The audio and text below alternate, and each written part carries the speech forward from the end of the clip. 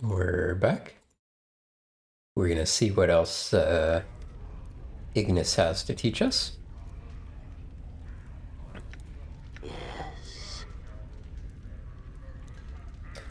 I'm willing to suffer more. Suffer. Burn. I wish to learn. Can you teach me more? Yes. Before you can react, Ignis's claws lash out and clutch your left hand. And with a mad cackle and a greedy hiss, he burns it. And through searing pain, you close your eyes and scream. Quite a lot of experience for this, actually. Kind of wondered if I should have got another character first. But, we can always do a little bit of grinding if we get more characters later. You force your eyes open and see the burning mass of your hand from where Ignis touched it. Only a blackened stump remains, twitching, blood steaming from it. Ignis seems oblivious to your pain.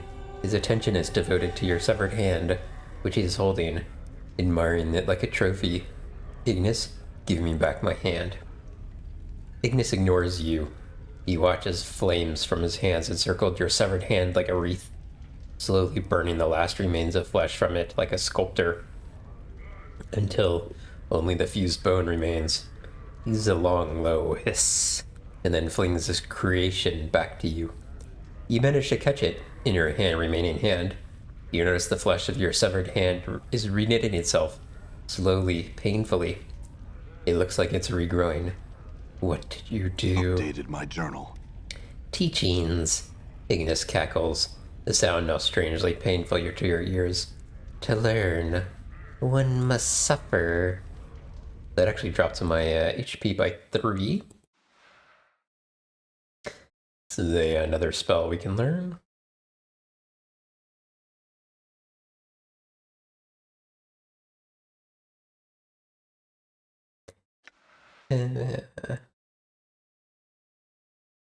Huh. I didn't actually read the description of the finger previously, and I'm kind of curious what it said. I may check this. I may see if I can look that up online real quick just to see the description. But this is your charred hand. It has been severed at the wrist, and the flesh that once surrounded the bone has been scoured clean, leaving only the stark white bones behind. Hey, Drago! Despite the lack of muscle and skin, however, the bones of the hand have been fused together so they do not fall apart. The pain of having the hand separated from you was almost more than you could bear, and it left lingering blackened scars on your wrists and arms. To make matters worse, you notice that your flesh has healed slowly and poorly from the wound. If Ignis were to attack you with rage, he might be able to muster enough heat and flames that recovering could be difficult, perhaps even destroy you. The thought doesn't please you. I had to wake up from the dead in a place like this. Let's see what else Ignis has to teach us.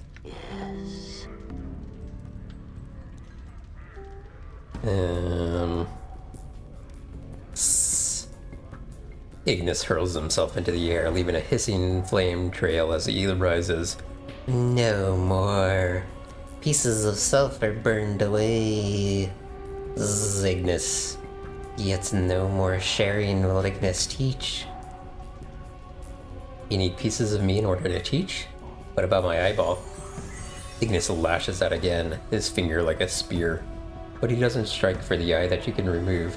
Instead, he impales your other eye. There is no pain for a moment, only surprise. Then you scream. As Ignis lets loose a stream of flames into your socket, they seem to eat into your skull. The hiss of burning flesh fills your nostrils and smoke clouds your vision.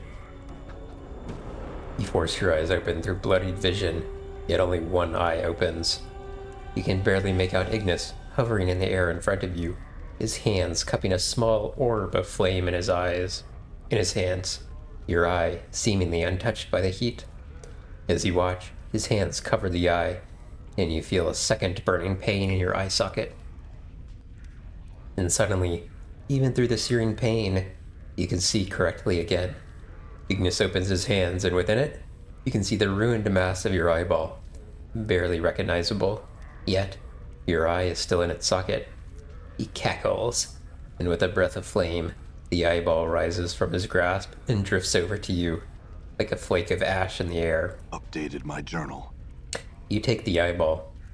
Tiny snakes of flame spiral from Ignis's ruined sockets, traveling up past his charred skull. More teachings. The two snakes of flame circle around behind him, then flare into torches in his hands. More sufferings. Okay, so we started this journey at 77. Now we're down to 71. Ignis's eye. This is the scorched remains of your eye, blistered by Ignis's touch. Ignis has hinted that this charred remain of your eye somehow holds a fraction of his infernal power, now passed on to you. That's the terror spell, this one. One foot in the grave, the other in hell. And I think there was one more we could do. How about this? Strip of my intestines. Okay, so this one, I had kept my intestines that I had removed previously. They were just in my inventory. Ignis cocks his head as you hold up your intestines. Then he suddenly swoops in and snatches it from your grasp. Holding it, he strings it between two hands like a rope, and he hisses to himself. You watch the intestines steam as he holds them, turning black, and you feel a slow burning pain in your abdomen. Ignis strings out the intestines, handspan by handspan, and he lets each length fall from his grasp. It starts rotating around him like a spiral, snaking a slow pattern, each portion being roasted by his flames.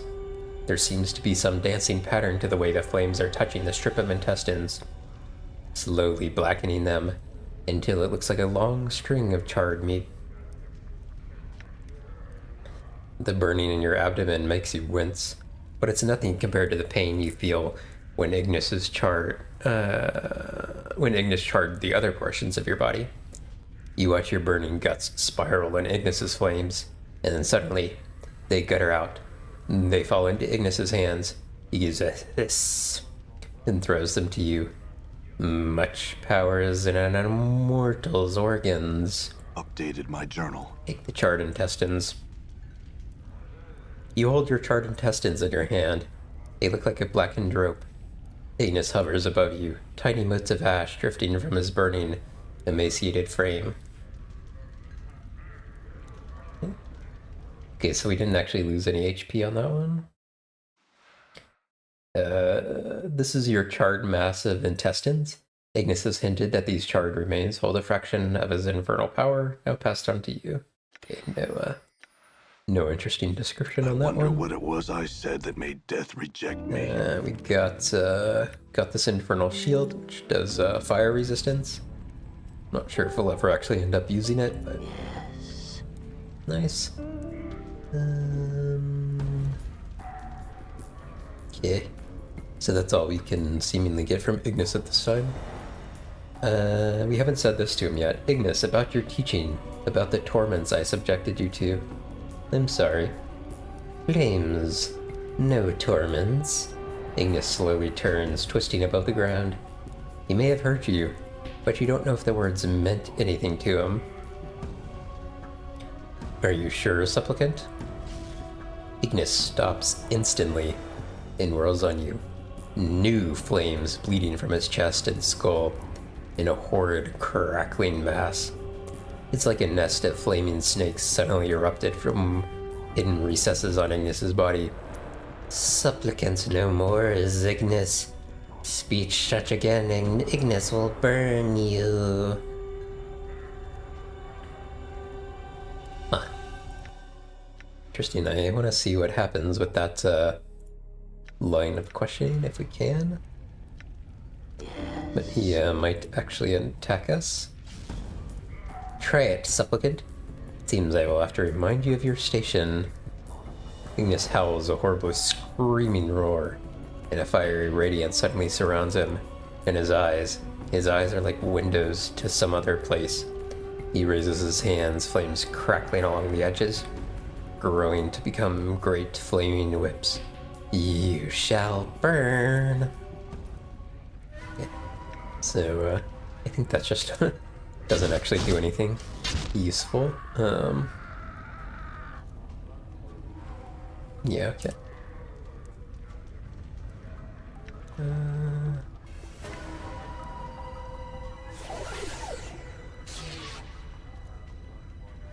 Yeah, okay. So we don't do that, All right. that dialogue. Okay, let's talk to Drusilla, because, he, I think, was in love with Ignis. Let's see if she has anything to say now that we've, doused him enough to at least make him,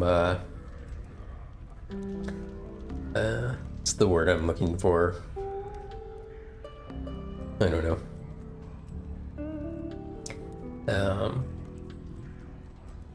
Not intelligent, cognizant? Aware? As you approach the woman to talk to her, Ignis's eyes flare up, and before you can stop him, he embraces her. She returns his embrace, losing herself in his flames. She does not cry out. Your last glimpse of her is burned into your memory. Her eyes are full of fiery passion and all-engulfing love. Nothing is left of her, not even ashes. That was thorough, Ignis, and hasty. I wanted to speak with her. Huh. Interesting. All right.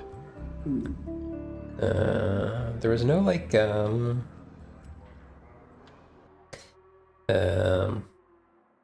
like, experience or anything for doing that. I'm wondering if that has any impact or not, or if there's any chance, if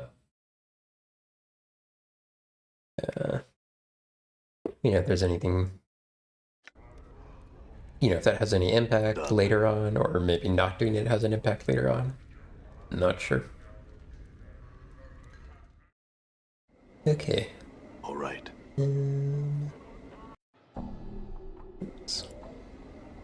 Ignis hears you.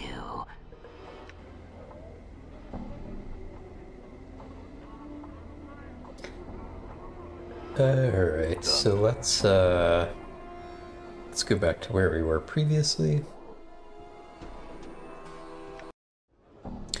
And there's actually another potential companion around here, I believe. We're gonna focus on that temporarily. I don't remember exactly where. Maybe here?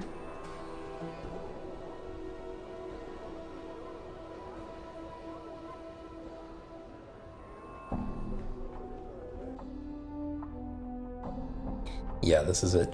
The brothel of slating intellectual lusts. You can't determine what this odd device is. Oh, I wanted to try one other thing. What is it you want then?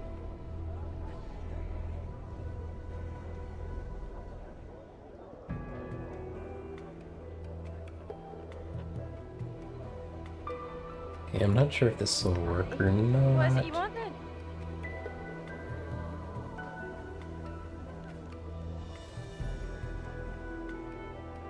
Yeah, I think I can teach you some things. Bet I could give you some pointers about being more stealthy. Hi, she smirks. Like what? Well, I think your tail gives you away a lot more than you realize. I've noticed you twitch it when you're being watched or nervous. It's enough, so someone looking in the shadows for you might notice. And another thing. At the end of your instruction, Anna nods quietly. I hadn't thought of those things, I hadn't. He frowns. I would have figured it out eventually. So don't think you're some fest hall teacher or anything, Jig. Just trying to help.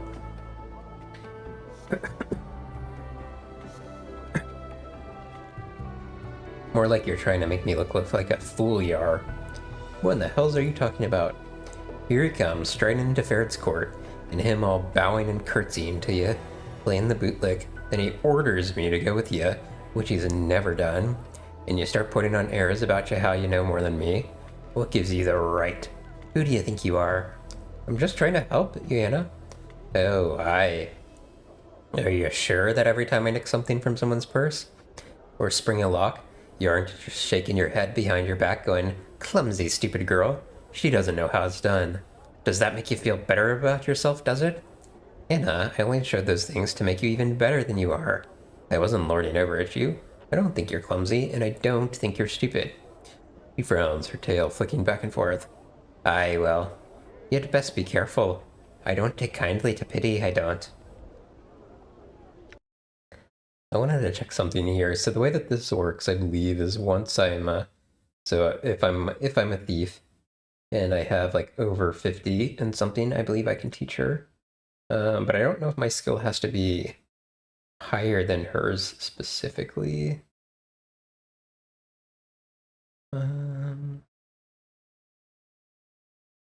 So she went stealth, I think 60 to 63.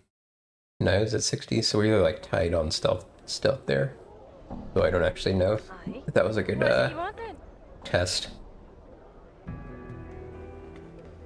So let's do lockpicking. You're using the wrong lockpicks when you try and pick locks.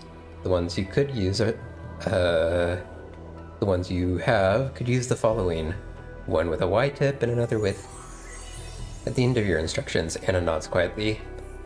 I hadn't thought about those things. Okay. I can do the same with the other two, I assume. Pickpockets. When you try and pick someone's pockets, you should use your body to better effect. And it shouldn't be too hard for you to distract a mark from his belongings. And... She blinks. Are you saying I should play the harlot? Well, why the hell else are you wearing that thing? I thought that was your whole plan. She looks down, then back up. I just get hot, I do. Then my blood. I think this vest lets my skin breathe. Well, you add a few more slashes to the front of that, and your marks aren't going to care if you're picking their pocket or not. Now watch my hands. When you're about to cut the purse you need. As you reach out to show Anna how to cut purses, she stiffens. What now? I cannot help it. It's your fault. She squeezes her eyes closed. You shouldn't have said anything about the vest. Now I'm all thinking about it, I am. Me in the eye just calmed down. Anna's gaze locks with yours, and you notice she's still stiff, and she's biting her lip. Look, I'll show you quick and we'll be done with this. You lean in, and as you do, Anna suddenly pushes herself into you. Her hands wrap around your back. She holds you gently for a moment, then squeezes tightly, sniffing slightly around your neck. Then up along your cheekbone. I like the way you smell, I do. She rubs her cheek against yours, and to your surprise, you can feel how smooth her skin is. Your skin's like leather, it is. Check your purse. You reach down and grab Anna's tail, then slowly unwind it from your pack. Anna steps back and gives a grin. Is that what you meant? Nicking a purse off a mark like that? She seems a little flushed, and you notice her heart is beating fast. Dead easy it is. Yeah, I think you've got the hang of it. Okay. Last thing, the traps. Not only should you look for signs that traps have been placed, but there's other signs you can tell as well. From sulfur in the air to changes in temperature to... Same dialogue as before. Okay, but yeah, she should have improved 3 by everything. I'm wondering, okay, that's interesting because it did actually make her pickpockets go higher than we can, that can max it out naturally. So it's good that I, like, waited to do that, I think. Ready. Okay, now we can switch back to, Mage.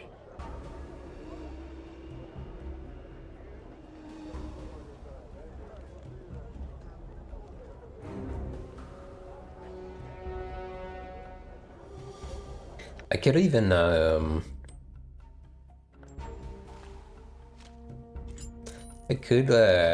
that I've gotten my mage specialization, I could actually, level up the, other classes a couple times if I wanted to. I'm not sure if I want to bother with that though. I may wait till there's an easier place to like um, grind if I want to try that. And I may not do that at all. Okay, 1 second. I need to step away for just a minute. I will be right back. I happened to notice that Anna had a new dialogue while I was in there. Have you heard of a night hag called Ravel Puzzlewell? At the mention of the name, Anna spits 3 times and makes a semicircle over her heart. Psst, are you daft? Don't be mentioning her name if you value your life. Why? She's the evilest of the Grey Ladies, she is. Anna's voice drops to almost a whisper, as if afraid of being heard. Filthy mean, and with more power to toss around than some powers. It's said she's all a brambles through and through, even her heart. It's said you can never kill her, cause her body's like a tree. You lop off one limb, and there's always another still growing somewhere else across the plains. You speak as though she's still alive. Of course she is. She has to be. And his voice drops again. How would you kill such a thing as her? That's why the lady had to maze her, so it said. Okay. Alright, I think we've done all the dialogues for everybody in our party. At least that we have right now. I think there's one more we can do with Morty after we learn something about him.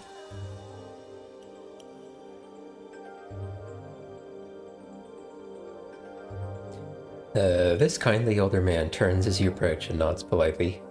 Greetings. Something I can help you with? Yes, I had some questions. Certainly. Go ahead, young man. What are you doing here? The old man chuckles pleasantly. What most men do here, young fellow? Chatting with the fair ladies of the brothel. Any one of them in particular you'd recommend? He strokes his beard, frowning in thought. I would have to say, no, strike that. Well, young man, I am unsure of what you are after. Were I certain of what sort of conversation you would find enjoyable, perhaps I would be more qualified to make a suggestion. What can you tell me about this place?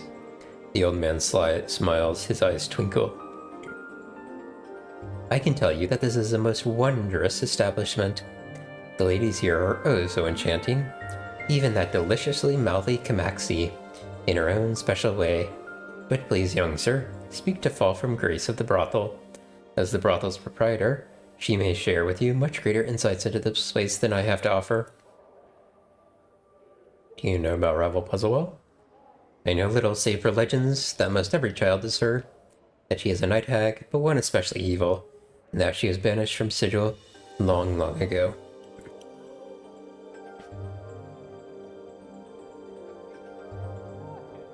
Okay.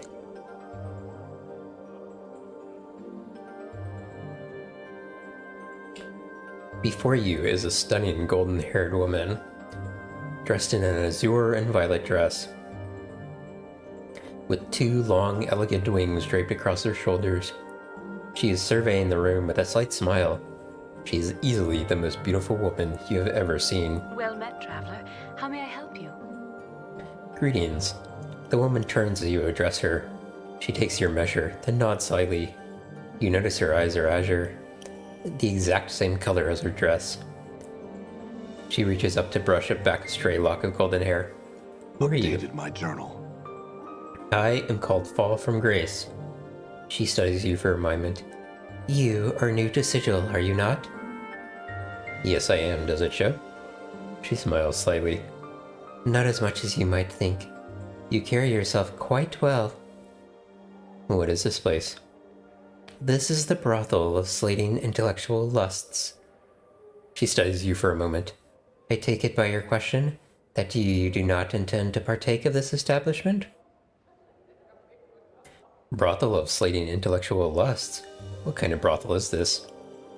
I establish this brothel to give those lustful fevers that strike the mind more avenues of expression rather than simply carnal. Simply carnal. Much pleasure can be had in conversation and engaging in the verbal arts with others. Sounds dull. I assure you, it is not.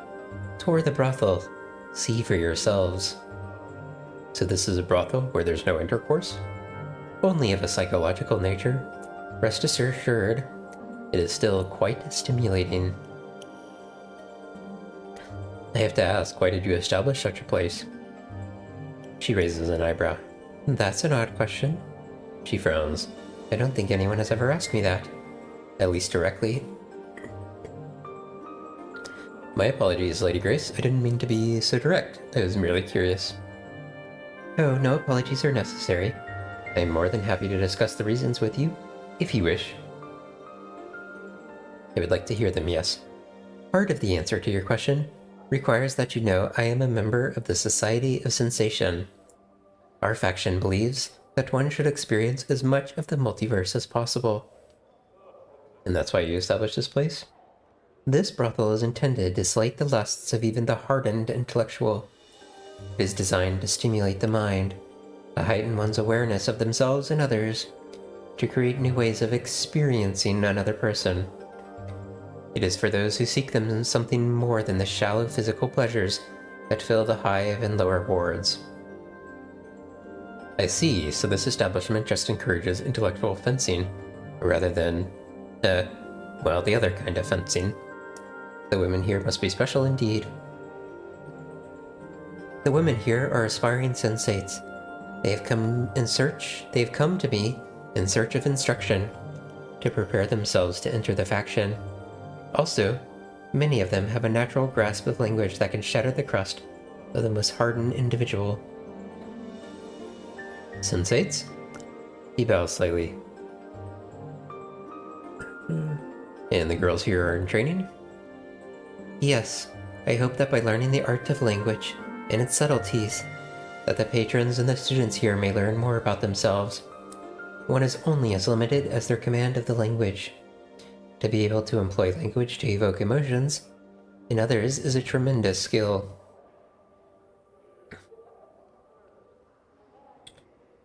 If I may ask, Lady Grace, the wings on your back. You're not human, I take it? She's one of the fiends. One of the succubi, she is. She'll take your measure. Then she'll take your soul to the lower planes, so she will.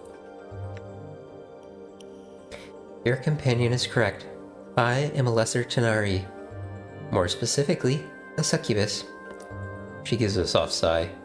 I'm afraid we're a little too common in the lower planes and elsewhere for our own good. Most of my race spend their time seducing mortals with various pleasures of the flesh. Updated my And journal. you? I'd like to think that I've distanced myself from that. It is ultimately a trivial and non-productive way for one to spend one's time here in the multiverse. There is much more to life. Couldn't you agree? Or wouldn't you agree? Who are you? I am Fall from Grace. Can it be you have forgotten me already? I assure you, you are quite memorable. Next to you, Anna hisses. What are you on about? Abandon them, fancy words. Has your sense left you? I was just complimenting your research. You had pardon my rudeness, Anna. All right. She spits. You're playing the dandy, says Yar. And more fool you are for doing it with a fiend. Are you bound for the Cackle House next?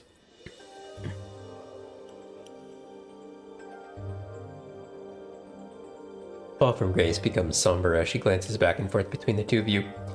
No offense was meant. Give my teasing.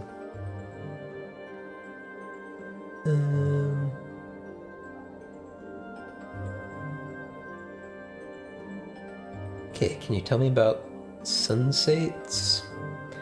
The sensates are a faction of sigil that is devoted to experience. Without experience, without sensation, we are blinded to much of the multiverse. Thus, Sensate seeks to experience as much as possible. When all is experienced, then the truth of the multiverse shall reveal itself. Could I join the Sensates? She smiles. To join the Sensates, one needs only to be a student of life. I meant in joining their faction. My journal. Of course. Forgive my teasing. She nods. If you wish to join the Sensates, I would inquire at the Civic Fest Hall. Someone there should be able to help you.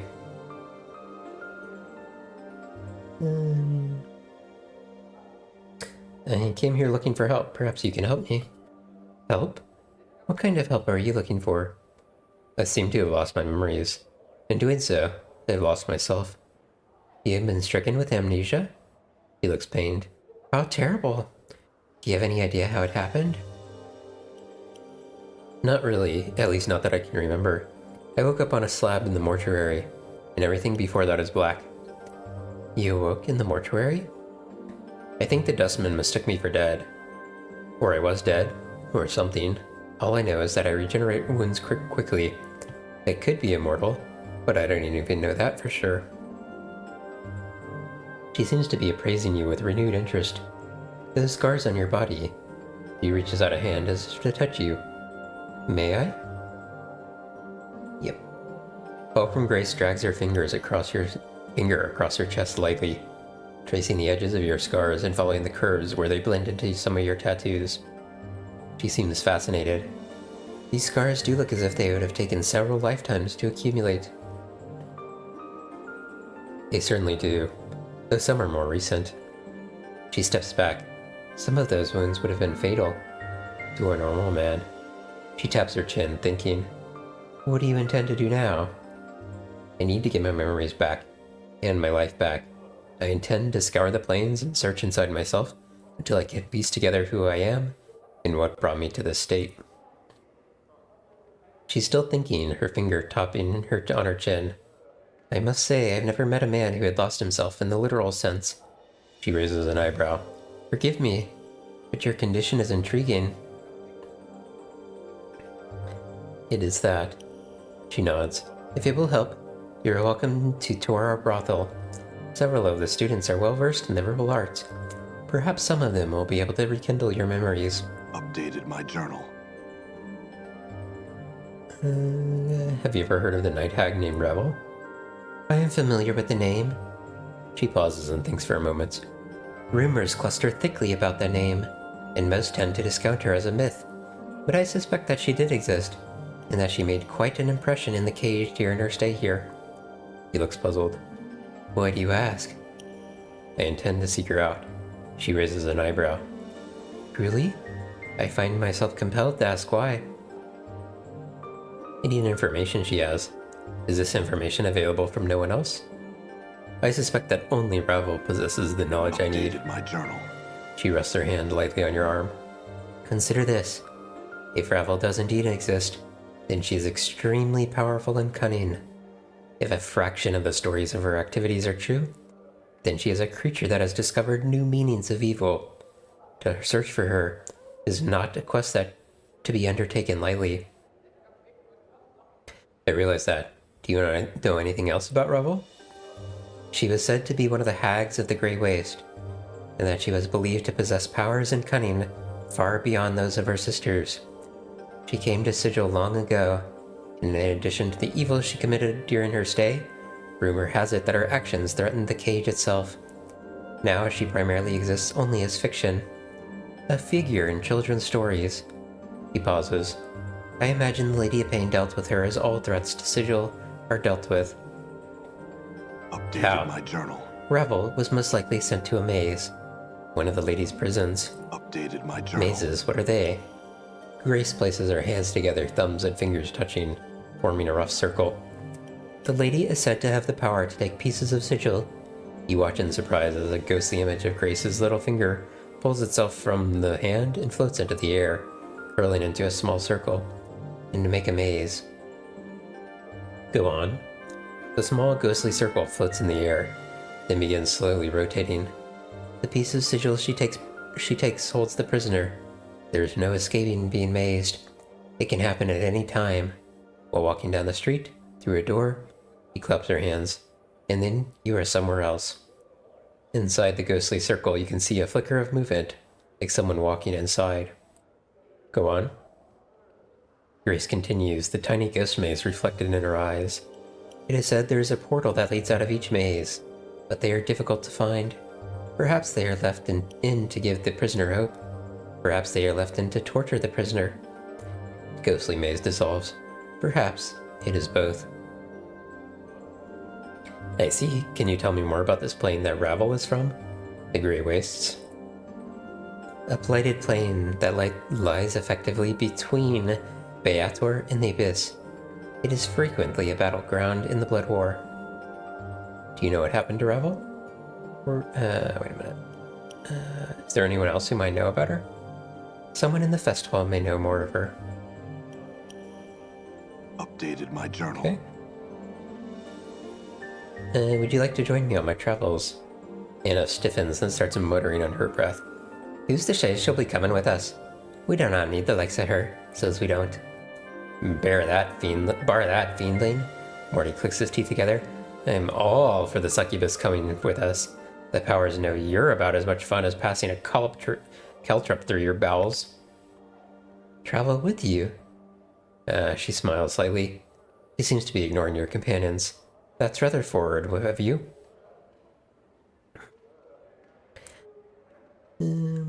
I'd rather be honest with my intentions. You seem extremely pleasant and well-versed in the ways of the plains. A companion with that kind of knowledge would be welcome. Hey, wait a minute. I'm the one well-versed in the plains. That's my job, Chief.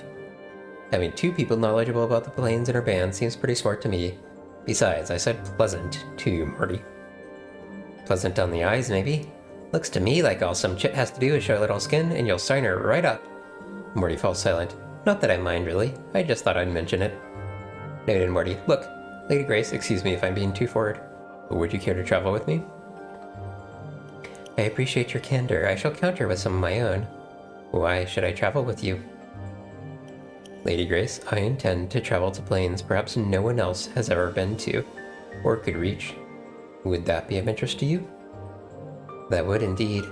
She cups her chin in her hands and thinks for a moment. Yet? You mean you wouldn't be interested in traveling with an immortal amnesiac who's searching the plains for himself? Oh, I would be extremely interested. He smiles slightly. Such a suggestion is intriguing. Make no mistake about that. Then you would like to travel with me then? If you wish me to, then there is something you must do for me. There are 10 students in this establishment. I would like you to speak to all of them, then return to me with your thoughts. And we shall see if we shall travel together or not. Very well. Updated my journal. Okay. Got a new quest. Gotta speak to 10 people. And we know how conversations go in this game, so that could be quite involved.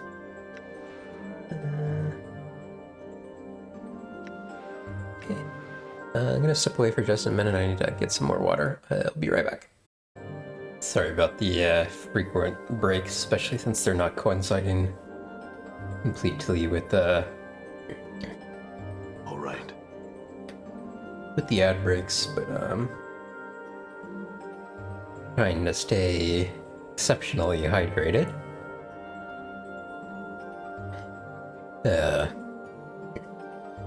Because our voice wasn't doing the best after last week's stream, even though we did hydrate quite a bit last time as well. But yeah, it's having predictable results. We'll go through this area. Finnem's book. This is the research journal of a linguist named Finnem. Okay. I'm gone.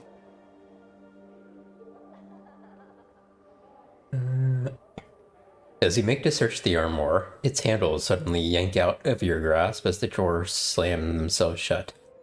A disdainful humph issues from the cabinet. Hello? Hello indeed. The armoire gives another humph. So what have we here? A rogue after some lady's frilly undergarments? Who are you? I am Lewis. And who are you? Thoughtless, uncouth fellow, rummaging about in another people's things. Never mind that. What are you doing here? Well, sir, if you must know, I am being an armoire. But why are you being an armoire in this brothel? I happen to have become an armoire because I want to be an armoire, thank you very much. It's not to watch the ladies undressing. nor to have them place their soft, sweet-smelling undergarments in my drawers, where they can rub against my skin. Such accusations are an insult to a practitioner of the magic arts. I am merely soaking in the experience of what it means to be an armor. The sights, the smells, the sensations. So all the women know about this then. Yes, they do. And they wholeheartedly approve of... well, not with their entire hearts exactly. And while they have not spoken of their approval of my presence, since they are not exactly aware that I am an armor, I would not want them to know that I am anything but, and so have not been able to inquire upon the matter. I'll need something for me to keep quiet about this one. Very well. Hush. Open the third drawer, you scalawag. As you reach your hand into the drawer, it slams shut with great force. You only barely manage to withdraw your fingers in time. Ha! Cretin! Idiot! Open the drawer, I said, and you reach in. He slams his drawer again for emphasis. They begin shaking with laughter. I'm going to tell them right now. First, I would tell you this one thing. I have been popping in and out of the brothel for a good long time. I am quite knowledgeable regarding both its occupants and their activities. I assure you that talking about me is utterly worthless. Not only will you lose me as a potential source of information, but I'll simply disappear before someone comes to investigate your claims. Leave you looking the fool. Okay, let's talk about the questions instead. Let me see if that changed.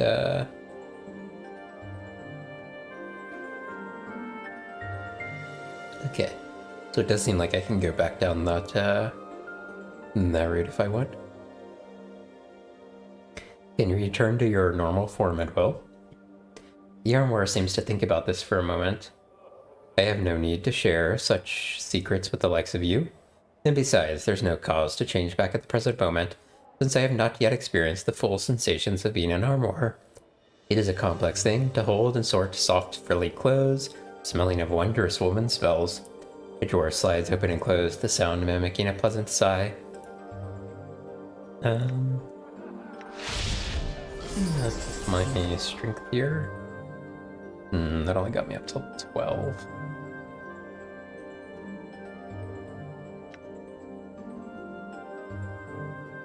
Let me check what exactly what this does. So 1d4 plus 1.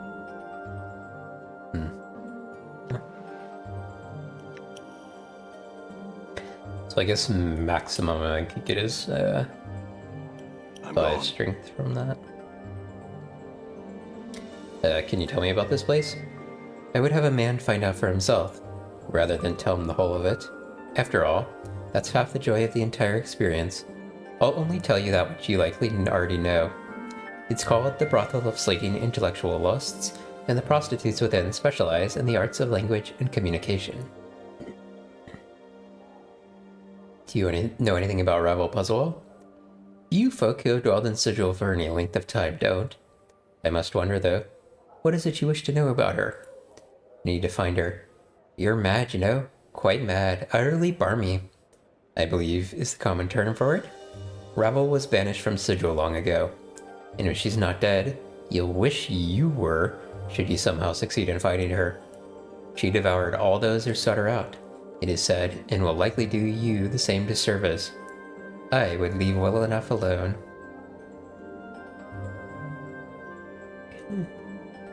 Yeah, see if I can threaten him.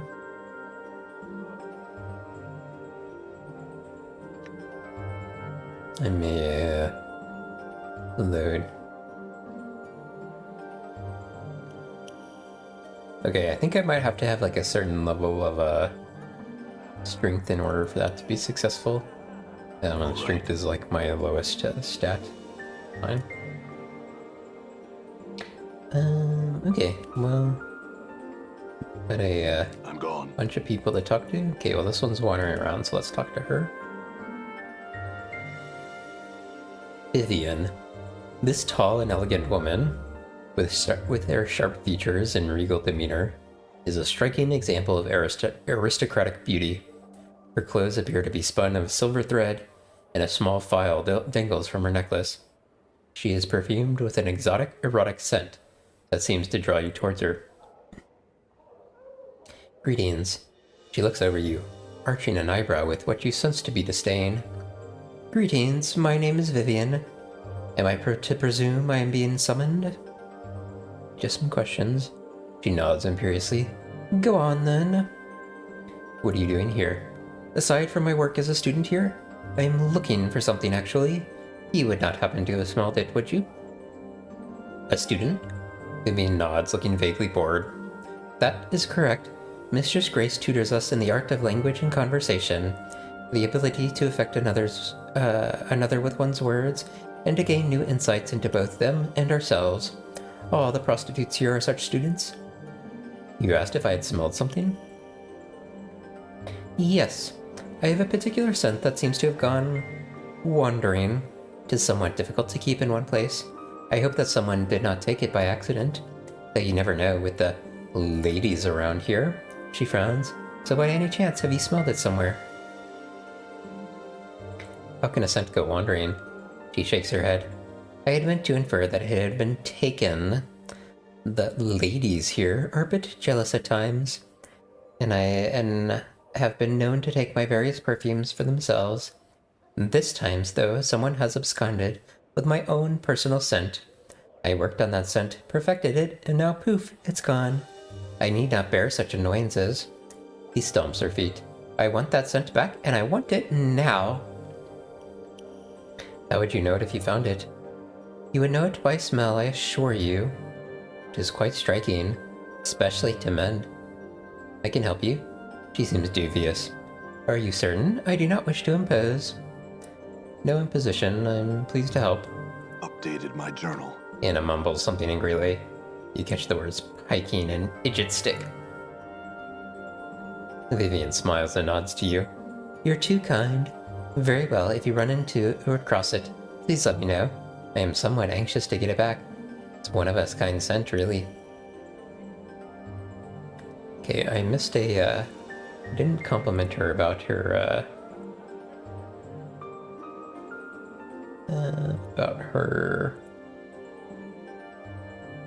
Yeah, I missed one dialogue option, so let me check that real quick just to make sure I didn't miss anything important.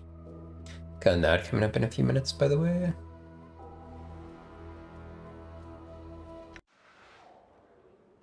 I'm gone.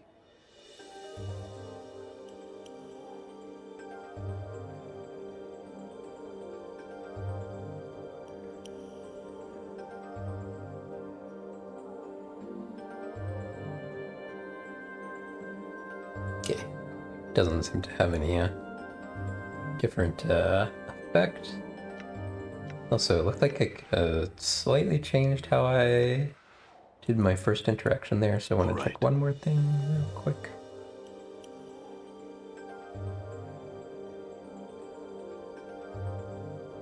It's that file. Okay, yeah. Perfume, but not our personal scent. Okay. Done. Alright. Okay, we got an ad coming up in about 3 minutes, so I think I will,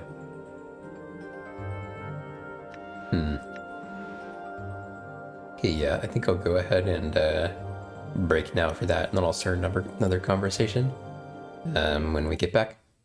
Alright, see everybody in about, I don't know, 5-6 minutes.